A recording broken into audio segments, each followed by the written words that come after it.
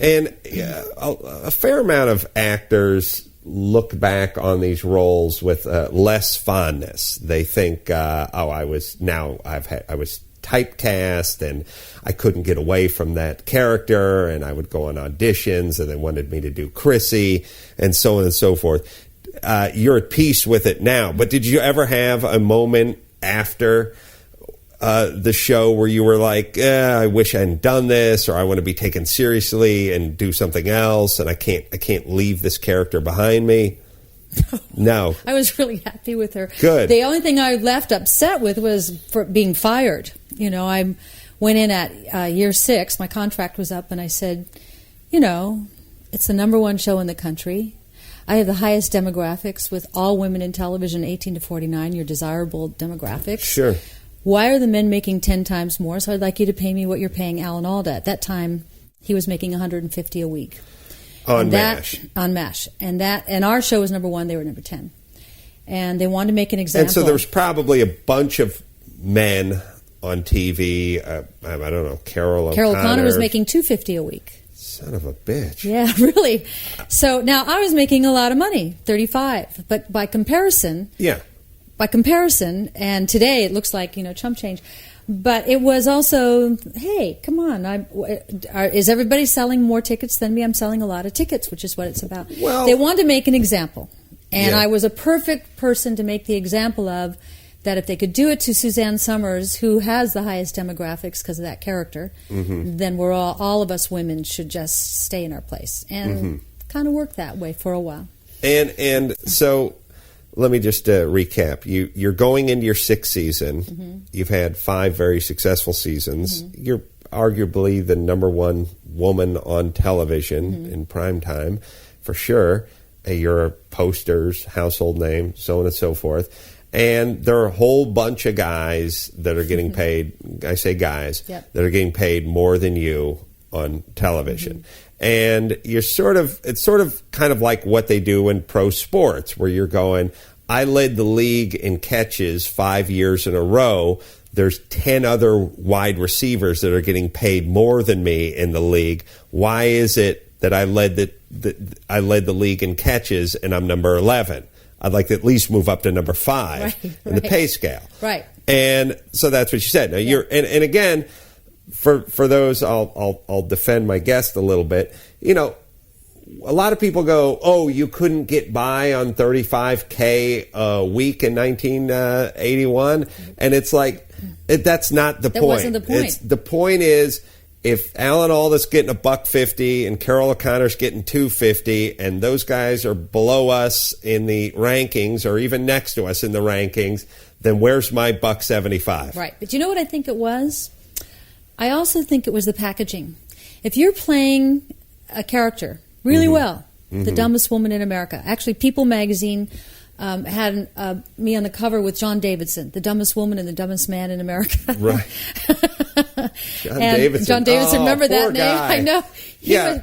We were co-headlining in Vegas together, and I came out and but you're both 2 of the best-looking people on the planet. Right. I'll give you that. I said to the audience when I came out on stage, I said, "You're in luck tonight because you're going to be entertained by the 2 dumbest people in America." And John was waiting for me off stage. He said, "I'd really appreciate it if you don't say that." I said, "Really? Didn't really?" he host America's... something. Yeah, somebody's He was talented. I don't know what happened to him in his career because he was really... talented, but so here I am. Here's what was interesting when I look back. Now, was it favored nations at that point? What for the other girl and John? But John had his own deal, and John was making 10 times more than me. Well, what was John making back then? If I think at that time when I was at 35, he was at 75, and then he went. And we're in 1980. We're in the late 70s. So. If you're playing the dumbest woman in America and you go into the office of the brass, sure, the way I was received was, who do you think you are? Yes. You're lucky you're here. And I thought, it's just a character. Yes, I'm playing obviously really well. Yeah, no, you will be punished actually in our society, even by those who should know better, for doing a good job playing a role. You will become that person. Exactly. I've felt a little that myself along the way. And it's weird because on one hand, you're being complimented because you're doing such a fine job becoming that person. On the other hand, you're being punished because they think they're going to say, hey, baby, here's some conditioner and some culottes. Get the hell out of here. That should hold you for the year. Yeah, and there's a little, there is a discrimination. It's then, and there might be a little bit now, think, too. Though, that women pretty much get paid commensurate, and when it's deserving, more than males. If they are, it's all about selling tickets. And whenever I see that, Roseanne was the first one, and I looked at that, and I felt this little pride. I thought, she's getting this because of, in part, because of me. Right. Because I ran into a guy. And so just to get the story right, it's season 6. The show's wildly successful. It's in the top 10, if not the top 5. It's number one at this point, and you're getting paid well, but you want to get paid well-er. Yeah, it's fair. Like I said, the price is the price, whether you're an athlete, whether you're a racehorse, whether you flip burgers, or whether you're on a sitcom. There's just a price that people in the top 10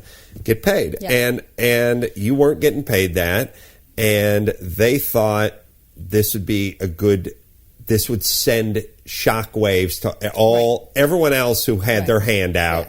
And it worked, I'm sure, because if you were representing Charlene Tilton from Dallas or whoever, all these names. I can't think of anyone else. If you were, representing Laverne whoever, Shirley, who said to me when they went in, they said, "Remember what happened to Suzanne? That colored their negotiation." If you were the agent that handled Laverne and Shirley, and I don't know if it's the same one, and it was time to renegotiate, and they just shit-canned Suzanne Somers, who's on the number 1 show, then all of a sudden you go from back up the Brinks truck to may I have another serving of porridge? I mean, your hat is in your hand all of a sudden. Flowers in the dressing room. Really it's interesting. Yeah. So it's like they thought, we can save this show because we still have 2 of the 3 characters on the show. We can then hire another blonde for $4,000 a week, and we can send a message to everyone else on the network who's thinking about renegotiating that is going to save us millions. Right. So now here where it bit them in the butt. And you'll come across as the bitch. And the bad guy. You'll be the greedy bad guy. It did make it hard for me to get back on television. I really came across as greedy, and who does she think she is? They went right to the media that day, and I didn't have a machine at that time that was thinking correctly. But then I heard later, my husband will know the exact, I never listened to these numbers, but we ran into somebody who, in advertising, and he explained how after that character left, how the revenue, the advertising revenues went down. So what happened was they lost a lot of money as a result, and in syndication, the shows that get the highest price are the ones with the original 3. Also, just the mere fact that they went through 2 Chrissies, I mean, they didn't name them Chrissy, but the fact that they went through 2 girls suggests that they didn't have a bunch of success replacing you.